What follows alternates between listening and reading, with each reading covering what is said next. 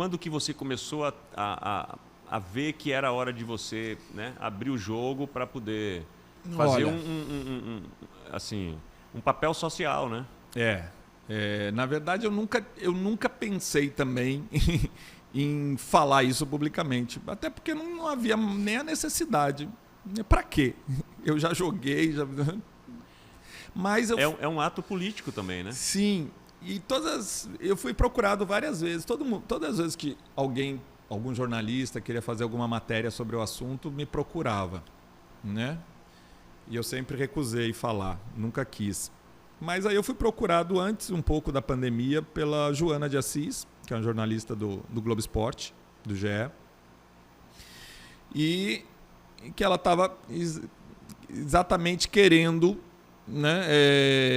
Ela é uma pessoa, assim, um coração gigantesco, já fez outras matérias de outras situações, assim. Ela que denunciou lá o assédio, o abuso dos ginastas, né? Que é outra coisa terrível, né? No Exatamente. mundo do esporte, né? Então ela tem um olhar muito humano, né? E ela começou a buscar e procurar as pessoas para tentar fazer uma reportagem sobre o assunto. Eu de cara fui reativo em falar, né, na matéria, mas desde o início eu me coloquei muito à disposição e muito aberto com ela. Contei minha história, abri toda a situação, assim, no intuito de ajudá-la a construir, mesmo eu não querendo participar, sim. mas ajudá-la a construir. Então a gente teve horas e horas de conversa, muitos. Aí veio pandemia, ela também teve filho, mas a gente não deixou de conversar. Então foram 2 anos e meio de conversa com ela, até... Assim, ela me trazia também muitos relatos de outros atletas, de treinadores também, que ela conversava, preservava os nomes, mas conversava comigo. E aí eu disse assim... E aquilo ali foi me incomodando, né? Quer dizer, você fez... A sua atitude não é só por você, né? Não, eu não tinha necessidade de falar. De mudar uma situação, eu né? disse assim, eu posso... Exatamente, tanta gente sofre. Alguém tem que botar luz nesse assunto. Alguém tem que falar isso. Alguém tem que ter coragem. Alguém tem que ter coragem, né?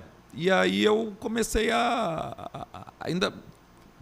A decisão foi talvez a decisão mais difícil da minha vida, né, de falar, porque era falar publicamente para o mundo, né?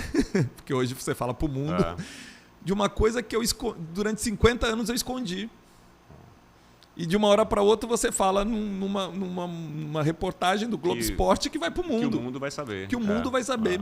Eu disse assim, meu Deus do céu, vira assim de uma hora para outra completamente. Mas eu disse assim, não, eu acho que eu posso deixar um legado fora de campo. O que eu fiz dentro de campo, o legado meu profissional está lá, é história, já fiz. Mas fora de campo eu acho que eu posso contribuir para o futebol evoluir, eu posso contribuir para a sociedade evoluir. Daí a gente volta para aquela conversa inicial da importância do estudo, né? Para o atleta, né? Porque aí lhe dá uma consciência, lhe dá uma autonomia, lhe dá um pensamento, né, seu, né? E também não só o estudo, né, o conhecimento, mas o autoconhecimento. Sim. E aí eu trago a importância também da ajuda profissional, de terapia, né? Que são 20 anos que eu faço. Depois que eu voltei, que eu vim para a Bahia, eu falo assim, eu repito a música, né? A Bahia me deu régua e compasso. Realmente, a vinda para a Bahia mudou muito a minha vida.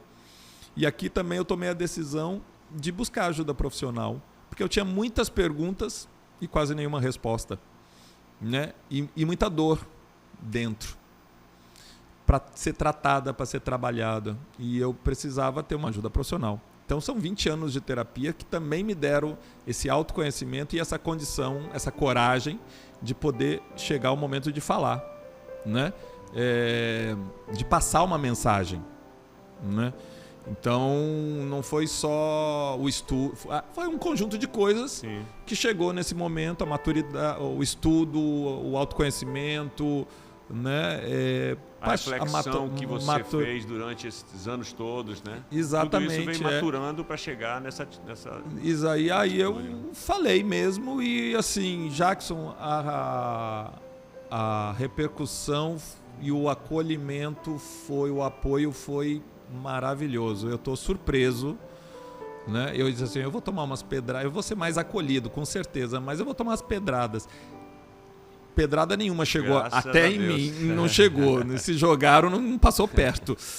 Mas foi incrível. E assim, quanta gente me mandou mensagem parabenizando pela coragem, falando o quanto minha fala foi e é inspiradora para tanta gente, e quanta gente se identificou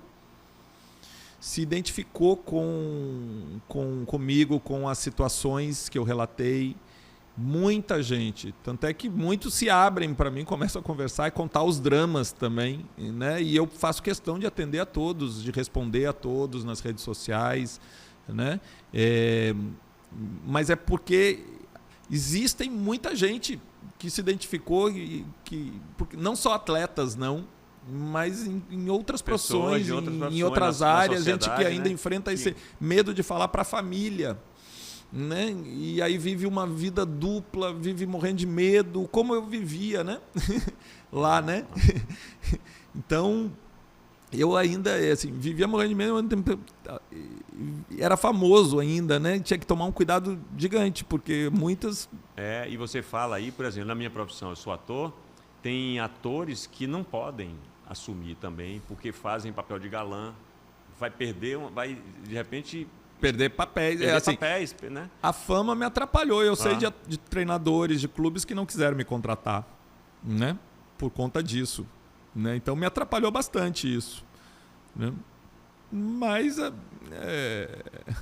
é um preconceito que está na cabeça dessas pessoas. E é isso que assim, a gente hoje está falando abertamente para ver se muda isso, essa ideia. E desconstruir, que eu acho muito importante isso, Jackson, desconstruir algumas máximas, né? Primeiro, futebol é para homem. Gay é homem.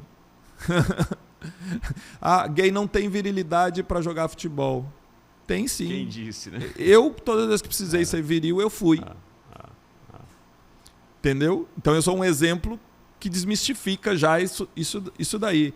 Uma outra coisa é que se eu contratar um jogador gay, vai criar um problema, um constrangedor dentro do vestiário. Não é eu joguei, durante quase 30 anos eu frequentei vestiário, eu nunca criei problema nenhum, em clube nenhum.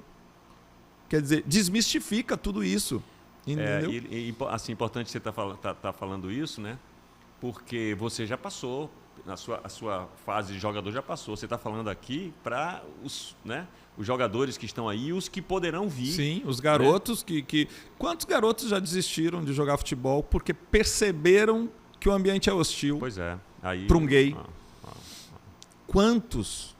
Então frustraram o seu sonho de ser um jogador porque disse assim, não vou aguentar. É um tabu, Emerson, que ainda existe, né? Sim. Assim, é bem melhor, como você falou, do que há 20 anos atrás. E assim, também a sua sorte de você poder falar nesse momento, assim, né, em que a gente vive um momento em que o planeta está todo conectado. Então, você dá um depoimento aqui, ele é para o mundo todo. Ele reverbera. Então, reverbera. Assim, e encoraja muita gente. Encoraja muita gente. Até se alguém vai se pronunciar contra, que a gente ainda vê que ainda existe muito, né? Mas é mais claro, é mais visto, né? Não só aqui, né? No mundo inteiro, né? Exato. Esse é o legado que eu posso deixar fora de campo, né? Ajudar nessa evolução, né? Da sociedade, do futebol. O futebol precisa evoluir nessa questão. Pode.